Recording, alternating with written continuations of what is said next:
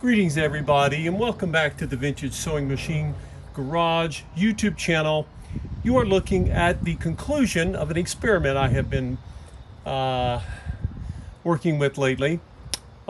This is of course the Kenmore 158.1941 model that I was given years ago. It was on its way to the landfill. And I tried, you've seen other videos on this where I've tried different materials. And I have worked with everything from penetrant oils, I've used heat, alcohols, and to no avail. I could not get the grease. For those of you who are not familiar, this is the hard luck case Kenmore that someone made a horrible mistake and they put thick axle grease in it. That grease has hardened. And so I decided with one last ditch effort to try kerosene. Now kerosene, as you know, is a product I do not like to use indoors, unlike other solvents, all of which can be irritating if you breathe them in. With kerosene does not evaporate as quickly. It is a very oily solvent, and it can create odor that can saturate all sorts of things in your home.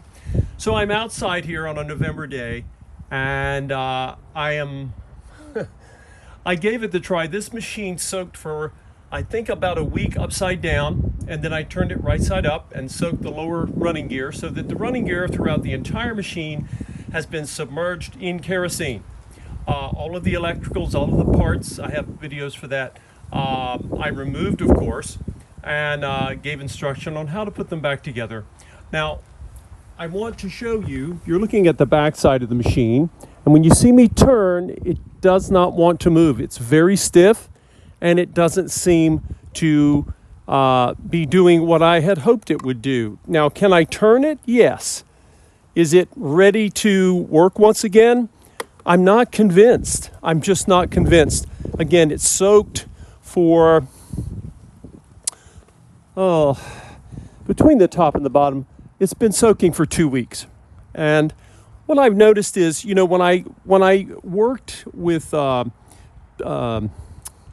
alcohols or penetrant oils before, when I had it nice and warm, I could plug it in and get it to run, and it would run. But as soon as the machine cooled, it went back to its old ways.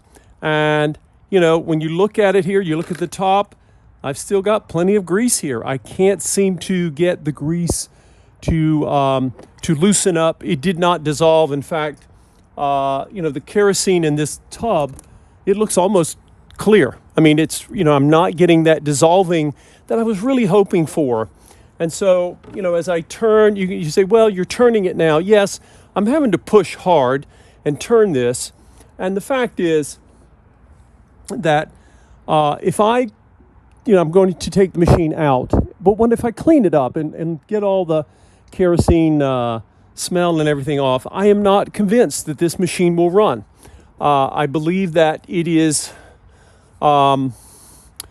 has gotten grease in places that I just can't seem to get rid of it, no matter what I do. So what I have decided to do is to take the machine, and I've already stripped quite a few parts off of it, and I'm going to hold on to those parts. Because as I've told all of you, if you ever have a machine that quits working and you don't think you can fix it, or you try and take it somewhere and they say, I can't fix this, if you get to that point, instead of throwing it away, you can always salvage parts. Don't forget, this particular machine was not rare. Kenmore sewing machines sold at Sears were once one of the most popular brands in North America. And so there are other Kenmores that might have a part break, and when they do, they need a replacement. And so, I come across Kenmores. You all know how much I love this particular era of multi-stitch machines that were made in Japan. And so what I have decided to do is to simply take the machine and part it out. And I know that sounds like, well, failure, but not, because you try. I've tried many things. I didn't want to give up. And again, even kerosene, which is not something I really wanted to mess with, I decided to see what I could do with it. But unfortunately, that grease, wherever it is, does not want to dissolve. And I know some of you could probably think of other things. I don't know. I'm not willing to use anything more intense than this. It is not something I want to do. Now, if you look over here to the left, you will see, you are seeing it on its backside. That is the Singer 66 that I originally tried kerosene with because its running gear is rusted because it was exposed to lots of moisture. And the fact is, the kerosene did not do anything for that. However, I have something here. It's called Rust Check Enviro Rust Wash Gel. It's supposed to remove rust. Now, will it remove rust or will it simply convert it? I don't think converting rust to to another oxide. There are products that convert iron oxide to, I don't know if it's ferric oxide. It turns black. Some of you know these products, but turning the rust black to keep it from spreading is really not going to unlock the machine. But this product says it will remove rust.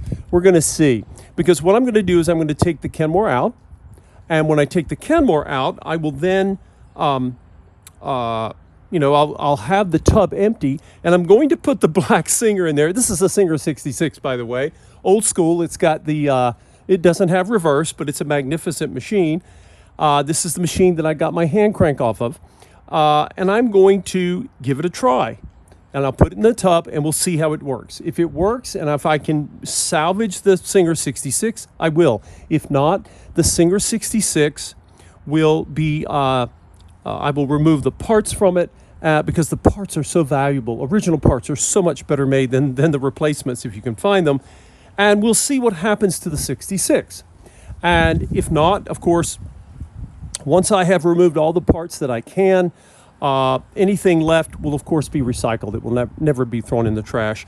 There is aluminum in the body of the Kenmore, and there's magnificent steel and iron in this Singer. But I wanted all of you to see, again, this is kerosene. Kerosene is good for cleaning and degreasing many things, and I had seen a lot of people successful with it, but unfortunately, I didn't have the success. Again, when you go to look for rust removing products, now this particular product is sold Canadian Tire. I don't know. There are plenty of products in both Canada and the U.S. all over the place. So anyway, I wanted to give you all the update, and the Singer is I'm still experimenting with it with rust, but the Kenmore is something I wanted you to see me work and give it, again and again, not give up on the Kenmore. And I tried and I tried and I tried. And sometimes you cannot save them all. Sometimes, and it's not common, you have to move forward. I have an old white machine that I was given, and I can't find a part for it to fix its selector gear, right? So if that happens, then again, these parts are precious and they can save other machines. So if you cannot save them all, don't ever waste the remains of a machine that won't work anymore. On the contrary, salvage everything you can, right? Because you can save more machines. You may have a machine that's in great shape and the machine turns and runs beautifully, but it's missing a part that you have to have in order to use it. And so, again, this is where, and you will see, by the way, there are different places online where you can buy parts where people do this. They get old machines that don't run anymore, and they sell the parts to keep the others running. So there is a silver lining there. But I always wanted you, some of you have been so patient, many of you have forgotten all about this project, but all these years later, I've finally gotten around to it. And so I just wanted to let you know, some of you may have had better success with kerosene than I have, and I think that's great. I salute you. But I really had high hopes for it, given all the effort that it took to, get the kerosene. Kerosene here is about $17 a gallon, or for 3.78 liters. But I did not want to leave you all wondering if whatever happened to the machine. So again, thank you all for watching and being curious. And this is a lesson. Please never, ever put grease into any sewing machine unless you see a special kind of grease for very specific vintage sewing machine motors that use it in their bearings, and you've seen me make videos on those. What this has done, this whole experience has really reminded me that maybe it's time to finally make a video about sewing machine oils and greases. Maybe the time has come. So anyway, thank you all for watching, and stay tuned in the next video and we'll see what happens with the Singer.